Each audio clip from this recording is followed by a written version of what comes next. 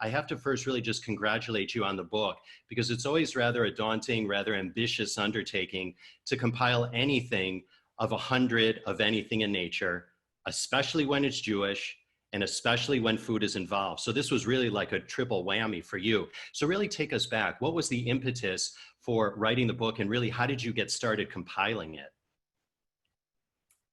Well, first of all,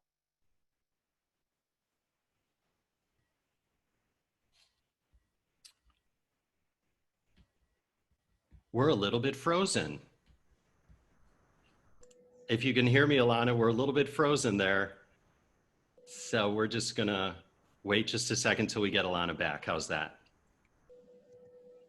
And Daniel's shaking his head yes. And we already have one person, Renee Miller, who says she loved the book and would like to have seen a recipe for rye bread and matzah. Matzah is actually in the book, and I'm sure Alana's gonna address that in just a second. But we're gonna just wait just 1 second while Alana comes back to us. Listen, this is the world of Zoom, right? We're all doing this live. This is the first time, and I'm glad it's actually happening now rather than later. So Alana will be joining us in a second. Also, let's just go to the chat while we wait for Alana. Thank you, Heather, for writing in. Why wasn't pot cheese included? Very big in my house when I was a kid. Just out of curiosity, Heather, where are you from? If you can write in the chat. Because I'm originally from Chicago and I never heard of pot cheese. Let's see, you're from Brooklyn. Brooklyn. Interesting. What is pot cheese actually, dare I ask? Would you like to share with me? Oh, Chicago, farmer's cheese.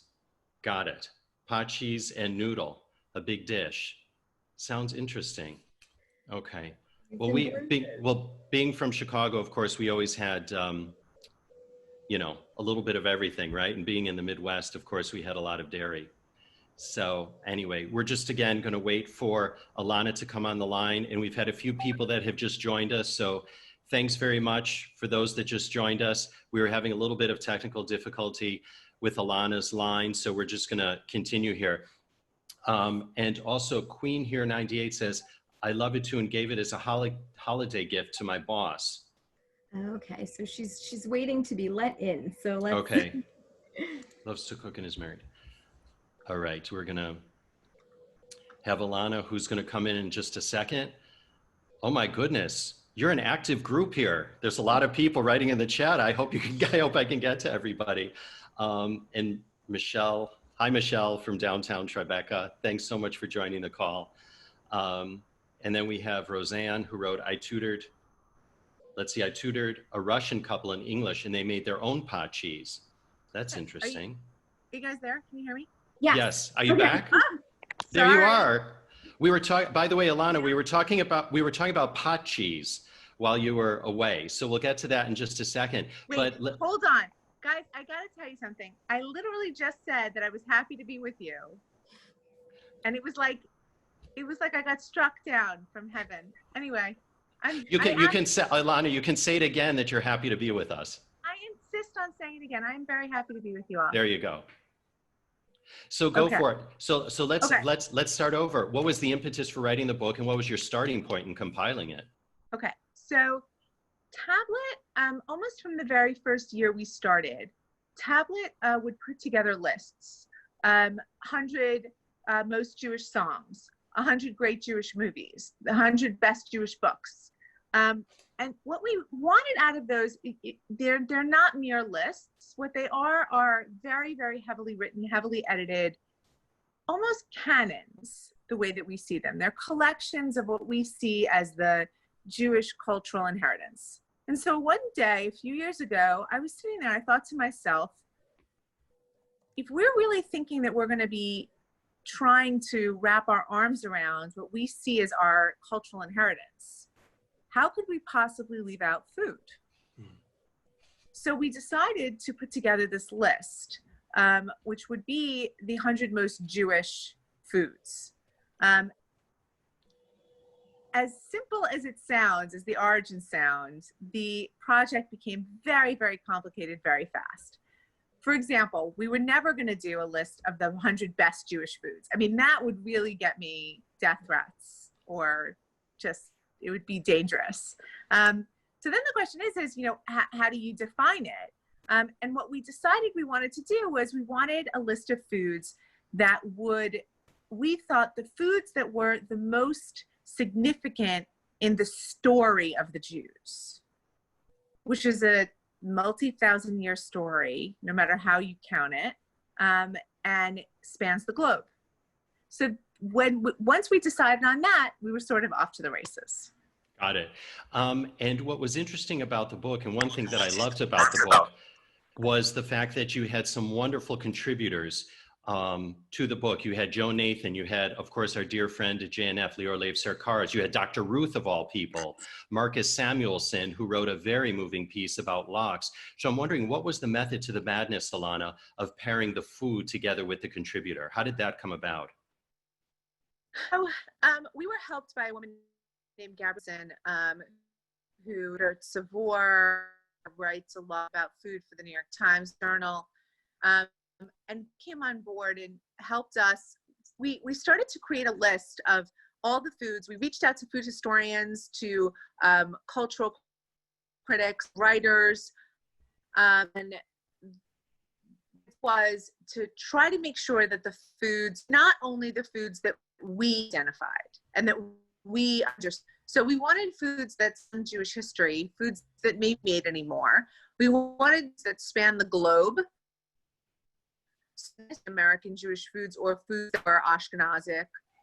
We wanted foods that actually really represent Jewish history. So what we started with was actually a list of probably 500 food items.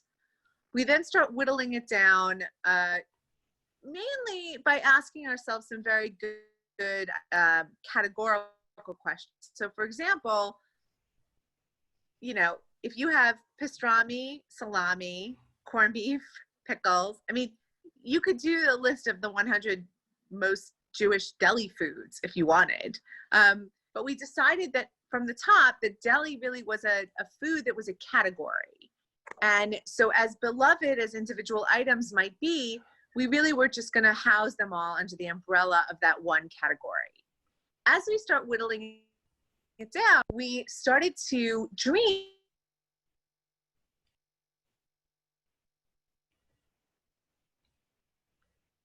Oh dear, we're having some more difficulty from Alana as she's whittling down the food. I don't know if she can hear me or not. But Alana, we're having a little bit of difficulty. Can you hear me? She might need to log in while I go to the chat. We're going to wait for Alana. But on that note, I'm actually glad that she talked about the deli food, because I had been wondering why pastrami and corned beef didn't have their own chapters. So there you go. So Alana's frozen right now. Again, this happens, folks. Just stay with us. But I'm going to go to the chat right now. And let's see, I have one here that said from Sandra Jo. Hi, Sandra Jo. You said, I missed rugelach, but I was also happy to see other than Ashkenazi foods. Actually, rugelach was in here. So, or was it teglach? I'm sorry, teglach, I think, was in here. So we can ask her about that. Mana was not in Stuart. So that's actually a really good question. And then let's see, Ken wrote, seems American Jewish foods, Mizrahi, Sephardim, Asian food, Chinese food for me. Yeah, there was Mizrahi food in here, and there was Sephardic food in here as well. And there's a difference between the Sephardim and the Mizrahi, and both are actually included in the book. And Cheryl, thanks for writing in. You wanted to know about Adafina. Adafina was also in the book, which was really great.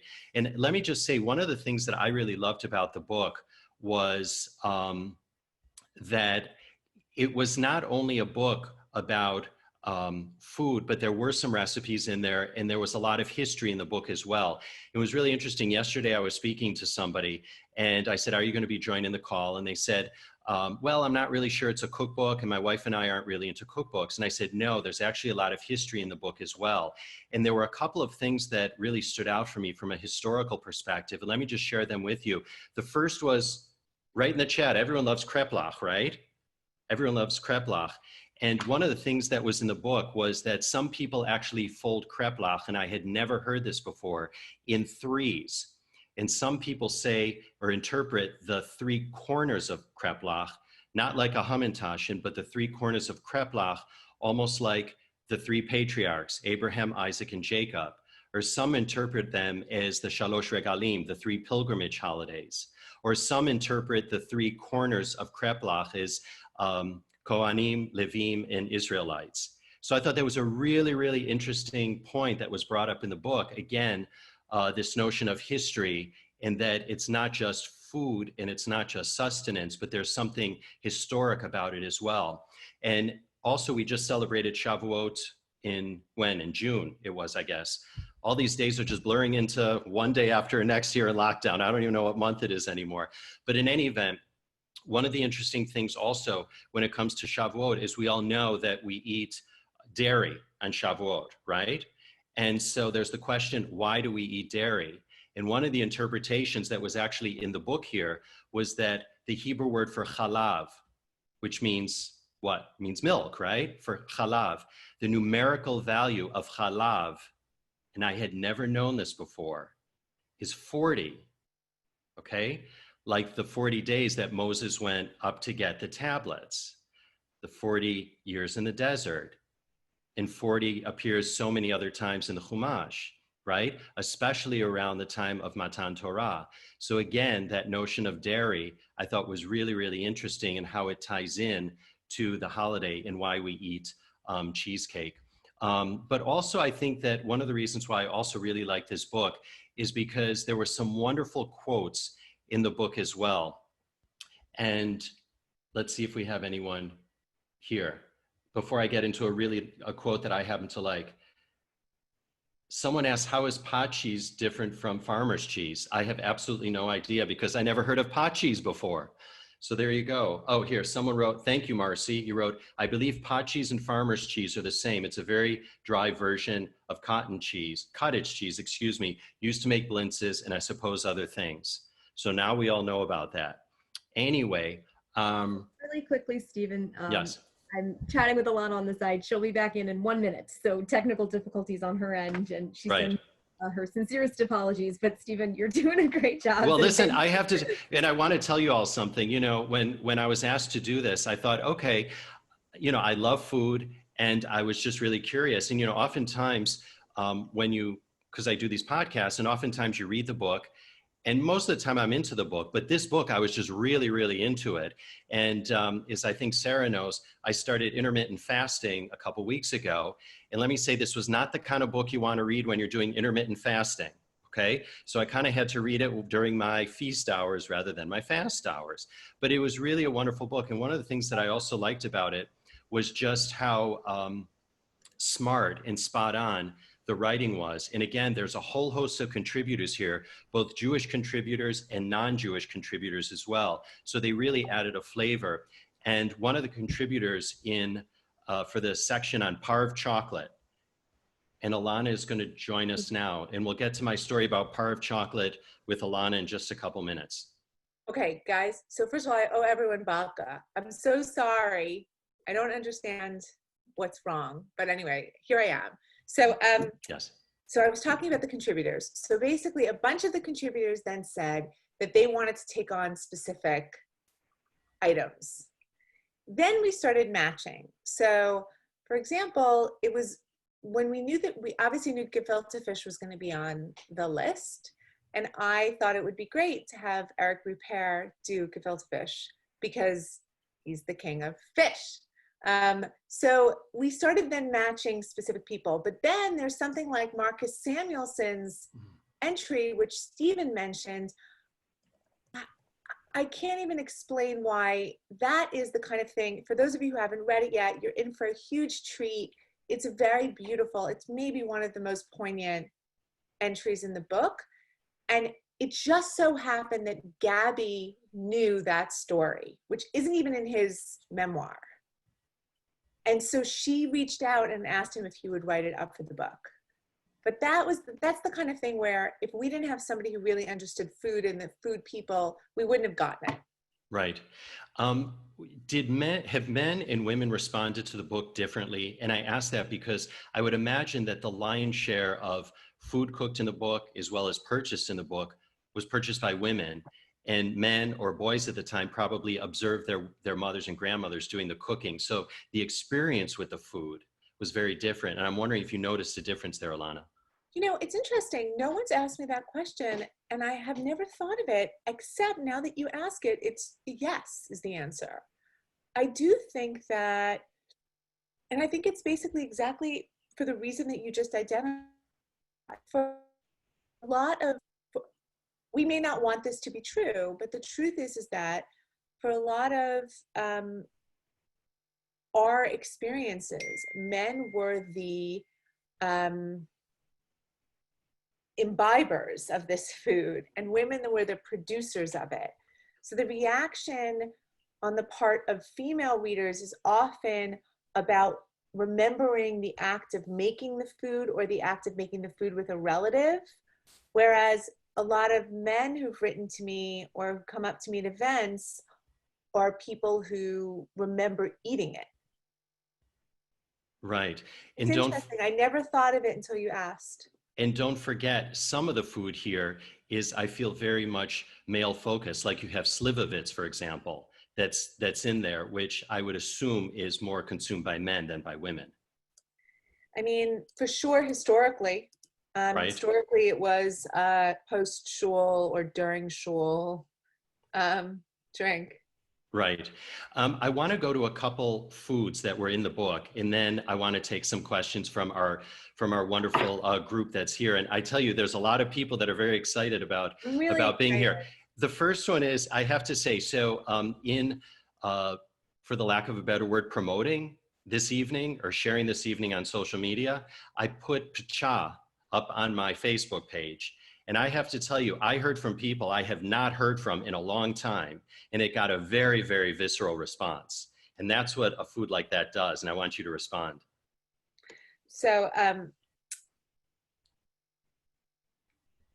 you know, pcha is the thing that I don't even know how to explain the role of pcha in people's imagination, because pcha is the food that whenever I speak to an audience of people who may not have read the book yet, and I say, what food do you remember that you think maybe I didn't include? Somebody always yells out, pcha, like they're gonna get me with pcha, like that's the one that I didn't know. But I do know it because it's famous. But I think it was so out of bounds, and people remember it as so almost transgressive, right, that they imagine that nobody who's making a book today could ever remember it. But it was very iconic. It still is iconic for a lot of people. And it's, I don't know how to explain it. Like, I could never have imagined doing a book without it. Right. It elicits a certain response. Very both strong. Good, but very strong, both good and bad. I'm going to take just a couple of comments here and then a question or two. Want to thank Cheryl. Thank you from Brooklyn for writing in. She wrote, the book is fun to read. Adina Sussman Challah is fantastic, as good as Lauren Litzerbram's Challah. Okay, Nice. So that's saying something. And then the Surden family, thanks for writing in. My Philadelphia aunt's kakapitsi, am I getting that right? Was a dish of ground beef, noodles, spaghetti sauce, all mixed up. I hadn't heard that before. And then Nina writes in saying, not all recipes are kosher, but it's always possible to use substitute products. But I think the recipes here, there's nothing non-kosher about the recipes you included, right? Except for bacon. Yeah, well, I was going to ask you about that. How was it that Trafe made it in here? Okay, so the only recipe or the only food item that is not kosher is the item that is the Trafe entry. So Right. Naturally, it cannot be kosher. And the reason for it is, as you can read in the entry, the reason for it is that it's very Jewish food developed because of kashrut restrictions as well as cultural and social restrictions. So what I like to say is that there were several boundaries that created the cuisine of the Jews. One of which was that you couldn't cook on Shabbat.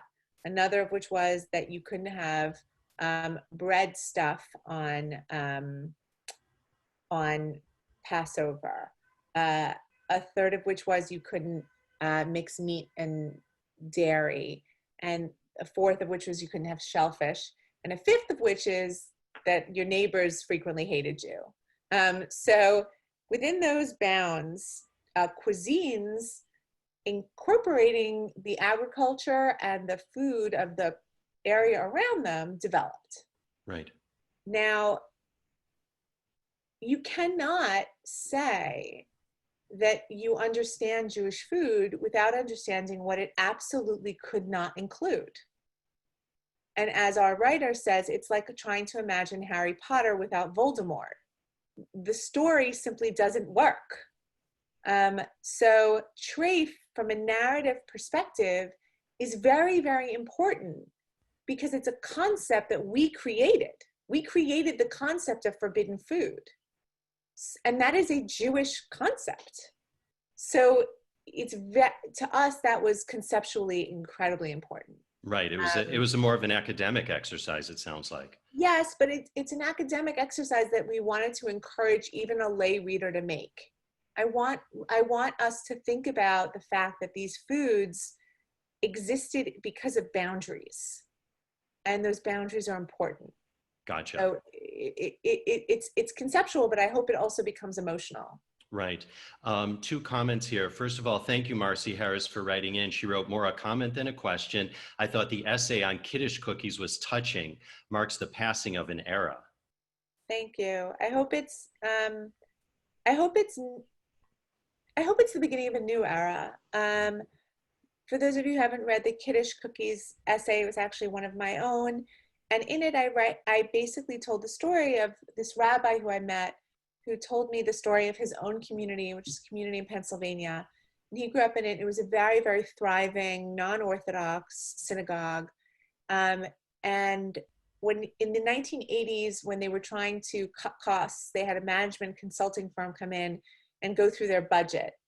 And the firm, these, suits from wherever, looked at their budget and said, "What is this? What are you spending all this money on flour and sugar every week?" And they said, "Those are the Kiddush cookies. They're made by the Ladies Auxiliary." And they said, "Well, you can spend a lot less money if you just buy them at the supermarket."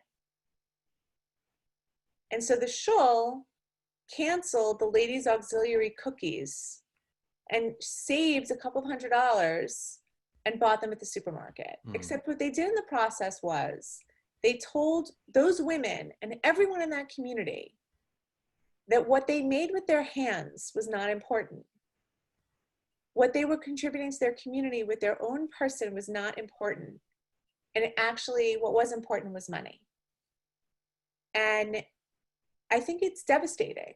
I think it's devastating for what it says about the values of our communities, for how important, for what we say we think is important.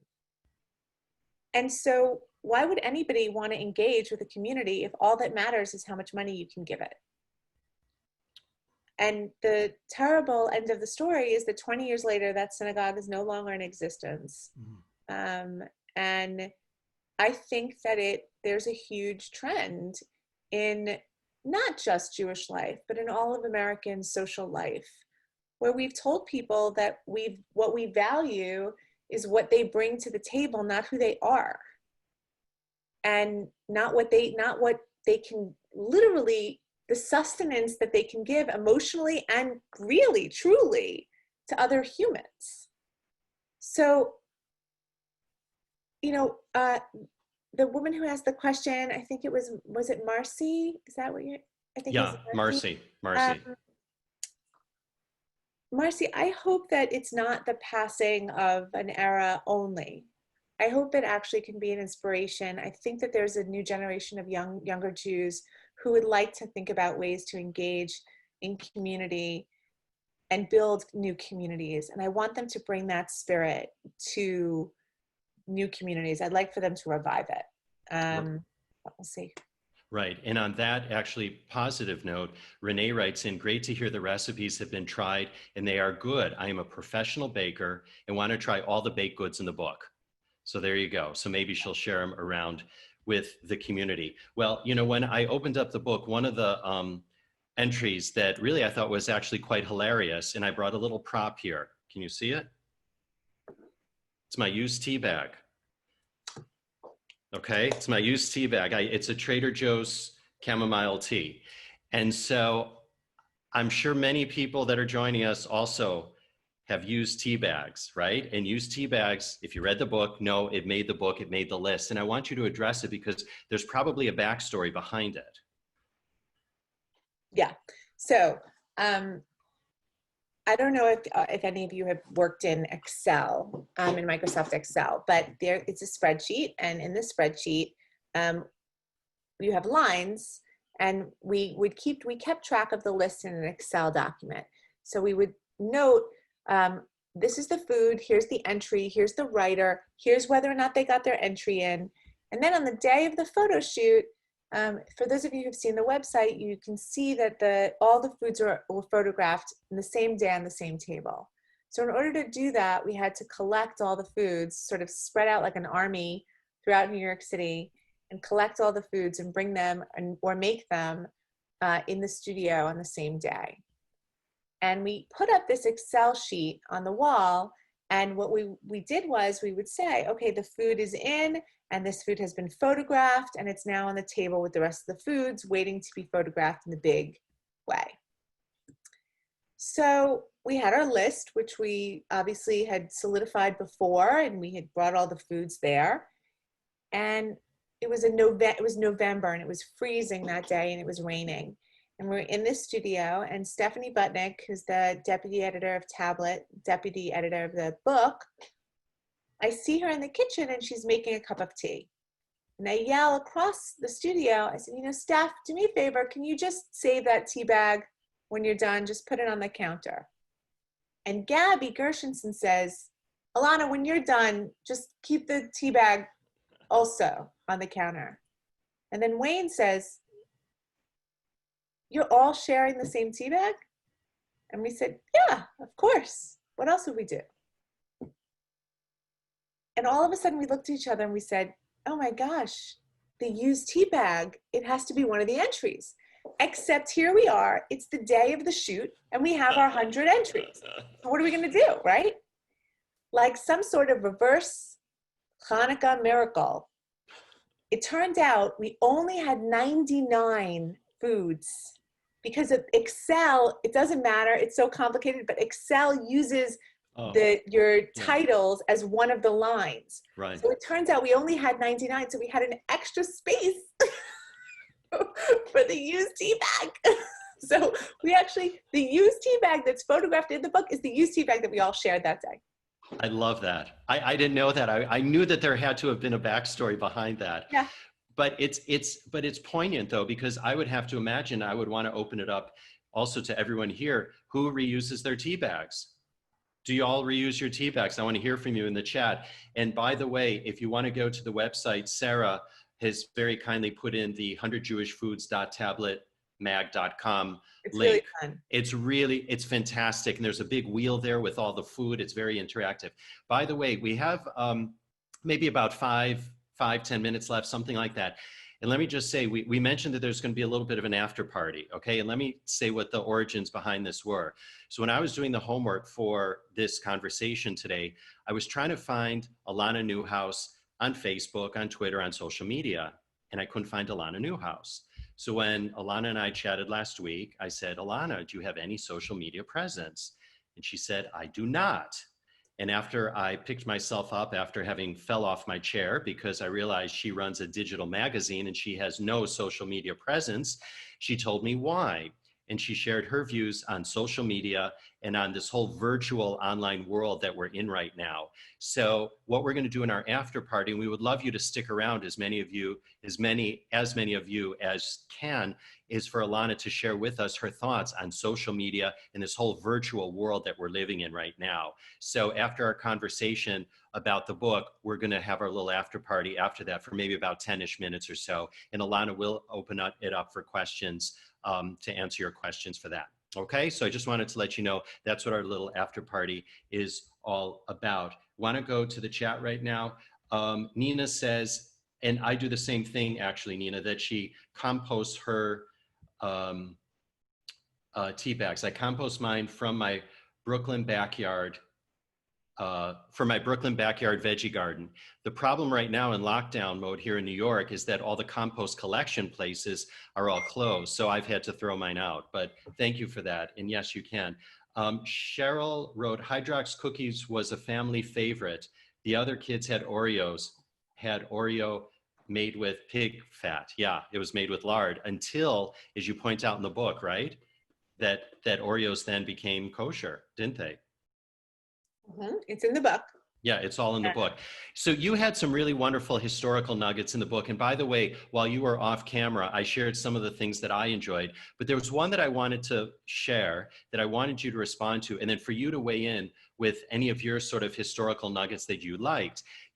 In the book, it was said that Chekhov, the famous Russian writer, died and his body was sent to the funeral in a refrigerated train full of herring. I mean, talk about nuts. Was there something that you saw when you were compiling this book where you were just sort of bowled over that you had no idea even existed? Yeah, here's the thing that you need to understand. I grew up in a very Jewishly engaged family, half Sephardic, half Ashkenaz, all over the map religiously, but very, very engaged with all parts of our tradition. I then went on and actually professionally reported on and researched Jews for a living. And I was doing that for 20 years before I did this book. So I had a fair amount of knowledge. You know, I wasn't an elementary engager with this stuff. And I know nothing. The history of Jews and food is so incredibly interesting and so incredibly rich. Just the history of Jews and food in France, the history of Jews and food in the south of France. I mean, every single region developed their own history, and it's fascinating. Every single one of them is fascinating. So I learned an incredible amount, and I still don't know nearly as much as I should. The entry that bowled me over because in some senses it was sent in to us almost written, and it was something I'd never heard before. It was for Adafina, which was the Spanish, the Sabbath stew that was made on the Iberian Peninsula. And it was made by conversos, by Jews who converted either forcibly or not, as a way of maintaining their connection to their Jewish history. And what was amazing was that the stew is all over documentation from the government, because the stew is the way that they actually reported on Jews who they suspected might be Judaizers. They literally asked people's neighbors to report on whether or not they were eating this stew or they thought their neighbors were making it. When you hear a story like that and you realize that people put their lives in danger, they used food to hold on to something that was so meaningful to them. A food put their lives in danger. Then the discussion about food as a frippery or as something shallow starts to lose all weight. This is essential to who we are. And it is a gateway into us understanding our identity and our history and our culture. And when I read that, that was something that I was very affected by, and it definitely affected the framing of the book. I want to ask two Alana-focused questions here, and then maybe one other from the audience, and then we'll wrap. And the first one is, when you had your section, when you did your chapter on Haminados, is that you referenced the fact that your own ancestry in part goes back to current day Macedonia. And so I'm just wondering, can you trace your ancestry back to 1492, to the expulsion, then to Macedonia? And how does Macedonia, or the Macedonian cuisine, if you will, impact just your general life today? Okay, so I don't come from any sort of royalty or I was from pretty plain stock. I am from Pretty Plain stock, proudly.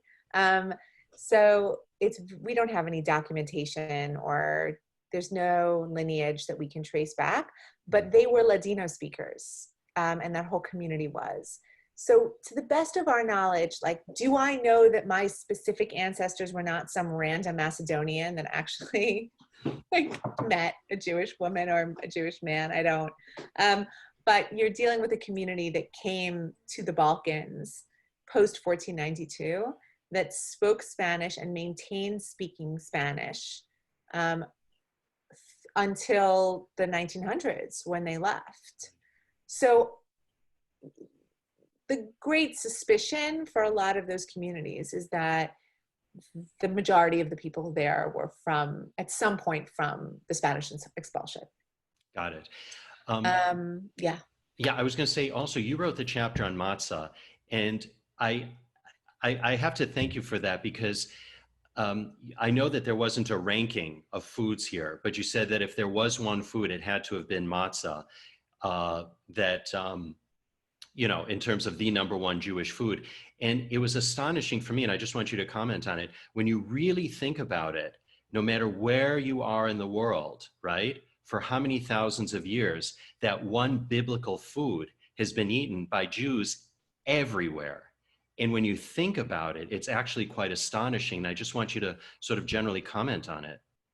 Yes, I'm going to just make one comment quickly before that, which is there's one of the people on the chat has mentioned that that my friend's family is also from Macedonia. For years, they thought they were from Turkey, which is the reason why they thought they were from Turkey is because they were from the Ottoman Empire. When most of us left, it was still the Ottoman Empire. So, like, for example, my family considered themselves Turks, but it's not Turkey anymore. It was when they left it, though. So that's just a history. And Salonika, there were three,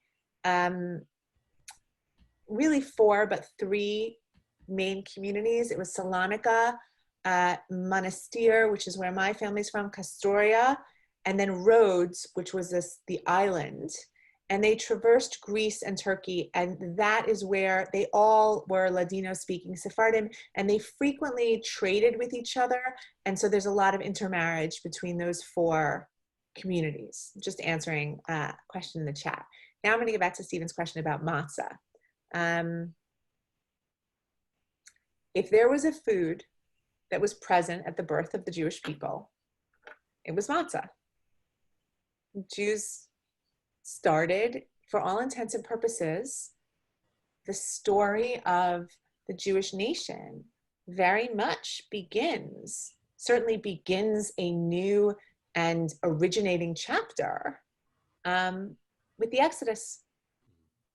And from that point forward, no community of Jews has ever not obeyed a commandment to not have leavened bread as a celebration of that part of the story.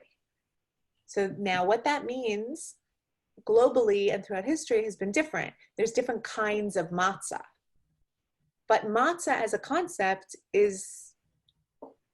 there isn't a food in some senses more central to Jewish life. Mm-hmm.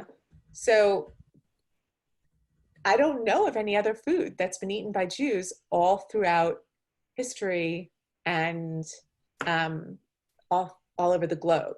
And to Renee's question of why I didn't include a recipe for matzah, the truth is that before quarantine, I didn't think we would ever need to make our own matzah. So I didn't include it because I assumed that was the one thing we'd all be able to buy all the time. But in fact, if we go to press again, I will add that recipe to it. I actually have a question about matzah. Did you ever do a survey? How many people have leftover matzah after Pesach, and how many people save matzah for the next year and eat it the following year? I've never done that survey, but I'd be very interested. Can you do that? Because you can count me into that one. Just like I reuse my tea bags, I save any matzah that's not open because it can't be opened, right? You put it in the shelf and then you can use it in the following year. Listen, I have one more. We've got tons of other questions. And so let me just say, if anyone has any questions for Alana, I'm happy if you field them to me. You can find me on social media at Steven Shalowitz, and then I'm happy to field them and share them with Alana. I do want to begin to wrap because I'm mindful of people's time, and I do want to do a little bit of an after party here. But you know, if we were to sit here, let's say, for example, 50 or 100 years from now, Alana, what do you think this book will look like? How do you think it would change given people's interest in health, nutrition, and even things like, for example, meat that is created by cells, right? Cell cultured meat. So how do you think a book like this might even change? I'm gonna do you one better. So I have a question for you. Is a pig born of a cow kosher? Well, you're talking to a vegan, so I wouldn't eat either one. But from a halachic standpoint, I don't think so. No, I don't think so. So I'm going to send you a story in which there is a group of scientists and rabbis in Israel who have determined that halachically, actually, it would be more important if it was born of a cow, and that would actually categorically make it a cow. And if you could genetically implant a pig fetus inside of a cow and then the cow could give birth to it, conceptually that pig could be kosher. I only bring this up not because I am any kind of halachic authority, I'm not. I bring it up because Steven's question is so good, and it's good in such a way that I almost can't answer it. I simply don't know. I think we are at a time when not only is Jewish life changing rapidly, all of our lives are changing rapidly. Technology has literally sped up time. But also, the way that we archive and can record things has become exponentially more detailed. So for example, you know, the Jews were very, very, very good at record keeping compared to other people. So we have very, very good record keeping of Jewish life in medieval times compared to other communities. But we still don't have what we would have, the equivalent of what we have now. We have everyone's tweets and chats and Instagrams literally daily. We have we have records of how people live their lives minute to minute. Mm. I don't know what that does to our self-conception. And I don't know what that does to how fast we change what we eat, our mores, how we connect to people. Look at us, we're now having this conversation on Zoom, which is a platform that most of us never heard of 6 months ago. Right. I simply don't know. I don't know. Just do things that were always gonna last, just last, and a lot of this stuff just falls by the wayside, or does this become really vital and change who we are? I don't know yet. I'll see you in 100 years and we'll see what the book looks like then. But in the meantime, so maybe we can all get genetically modified like those pigs and we can all live till we're like 250. Not bad, as long as we're healthy. Listen, just one thing before I hand it back to Sarah and before we begin our little after party, and that was a little bit of a nice tease you were giving there, Alana, about social media and where we are right now. I do want to say that since we are talking about food this evening, JNF is, of course, investing in the future development of new communities, especially in the Galilee. We have the Galilee Culinary Institute. It's located on the eastern side of the Galilee in the greater Kiryat Shmona area, and Sarah very kindly put a link to it in the chat. So do check it out. I referenced Lior Lev Serkars is one of the contributors to the book. And he, of course, is one of the masterminds behind the GCI. And of course, I know we have Cheryl Buchholz here on the call, who is one of the leaders in that initiative. So do check it out. It's amazing. So what we're going to do is, before anything, I do want everyone just to stay right there. I do want everyone to stay right there. And before I hand it off to Sarah for a closing remark, our next book is this one. It's called Jewish Comedy. And we hope Jeremy. you all, do you know Jeremy? Yeah, sure. Okay, we hope, well, listen, we'd love to have you join us then. So this is going to be on the 22nd. These book clubs are on Wednesday nights. So Wednesday the 22nd. And then on August 19th, we have Rabbi Telushkin. And we thought that we would have his book because, again, it's right before all the Chagim. And he is just so erudite and he's funny and wonderful. And I'm sure you've all heard him before. But listen, I can never get enough when Rabbi Telushkin's in the house.